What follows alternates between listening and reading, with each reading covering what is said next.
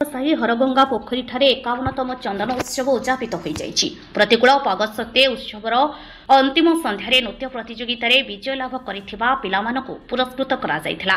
कार्यक्रम में उत्सव कमिटीर मुख्य परिचालक मनोज राउत हरगंगा पोखरी चंदन उत्सवर पृष्ठभूमि संपर्क में आलोकपात करने सहित प्रत्येक वर्ष भली चलित वर्ष मध्य शांति श्रृंखलार सह उत्सव समापन होइथिबारु अंचलवासी समेत कलिंग क्लबर प्रत्येकटी कर्मकर्ता प्रचेष्टा को साधुवाद ज्ञापन करथिले। एही उत्सव माध्यम परस्पर मध्य स्नेह मैत्रीयता और भातृत्व भाव बजाई रहिबा सह परंपरा को बजाय रखिबाकू श्री राउत समस्त को आह्वान देथिले। तेबे चंदन उत्सवर उद्यापनी संध्यारे श्री मदन मोहन विग्रह को एक शोभायात्रा ग्राम्य परिक्रमा पर नाव को आगमन और नावकली अनुष्ठित होइथिला। सहस्राधिक जनसाधारण प्रसाद सेवन व्यवस्था करा जायथिला। एथिसह मीना बजार दर्शकों को आकर्षित करिथिला।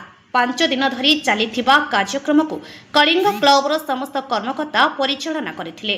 भीष्मचरण मल्लिकଙ୍କ रिपोर्ट डीएस चैनल।